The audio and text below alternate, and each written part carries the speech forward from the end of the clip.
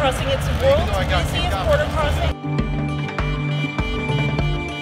We are about to go inside Mexico. We are walking through the San Ysidro port of entry, and we will let you know what's on the other side.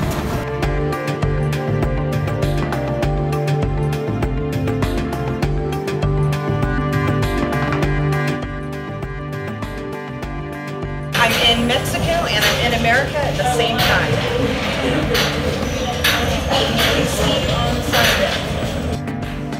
So we just crossed into Mexico. I had to show my passport when I was going through. They gave me a piece of paper, which they also did when I was in Mexico City yesterday. And then they stamped my passport. We had to go through a machine after we spoke to the customs person. We had to go through a machine, and the interesting thing is that I emptied my pockets and put everything on the conveyor. They didn't actually need that. They just needed like bags and suitcases and purchases. You can see a lot of people walking through with bags and purchases. That's all they're trying to scan. I did not walk through any sort of magnetic detector myself. It was just for bags. So that is what the process was like. We walked through kind of this gated area, came out of the gates, and now we are in Tijuana.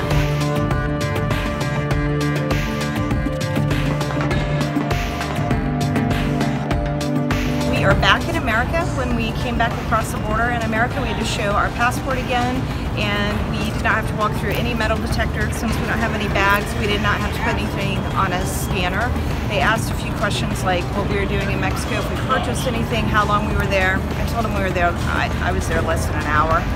There's a line, there's an orderly process, you have to show ID, you have to answer a few questions.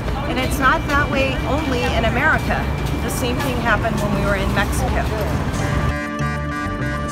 The last 2 days we've shown you what you have to do when you leave America, when you come back into America, when you enter Mexico, and when you come out of Mexico. We had to show our passports, there were gates, there were lines, there were queues, there were questions from Border Patrol officers or the equivalent on the Mexican side. There is a wall right here. There are helicopters flying above where we are because we're very, very close. Well, we are in between America and Mexico. Mexico is over the other side of the border wall behind me. We have all sorts of areas across this country where we make sure we know who's coming into our country and who's leaving our country.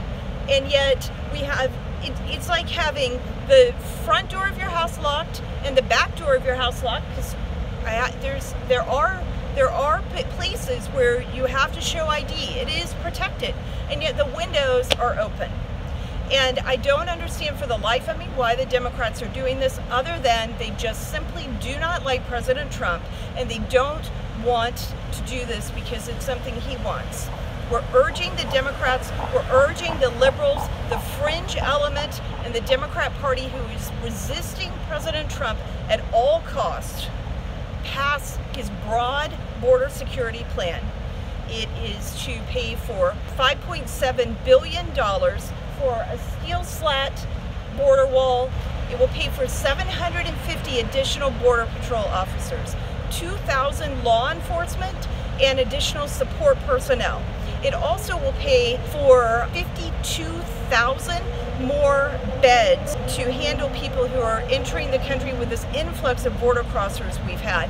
And in addition to over 50,000 more beds, it will pay for medical supplies and infrastructure to take care of those people and deal with processing those people, which is something the liberals have complained about, how they're being processed. So this helps take care of that. It's answering one of their objections.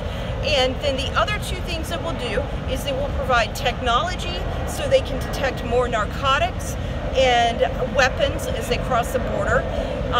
That is something the liberals and even conservatives, both sides have said we need. We need more technology. In President Trump's broad border security proposal, it includes that. And then the very last thing, one other thing he's working on, create a way so that people who want to file for asylum can do so in their home country rather than coming here when they don't know whether they're actually going to qualify for asylum or not. That is a way to help prevent the women who are coming up on this very dangerous journey where 1 in 3 are sexually assaulted. It helps prevent them from having to make that journey if they're not even going to qualify for asylum. It's time for the Democrats and the liberals to come to the table and negotiate with President Trump. If it isn't Speaker Pelosi and Senator Schumer, and they, for whatever reason, can't do it, send other Democrat senators and congressmen in. It's time to solve this problem.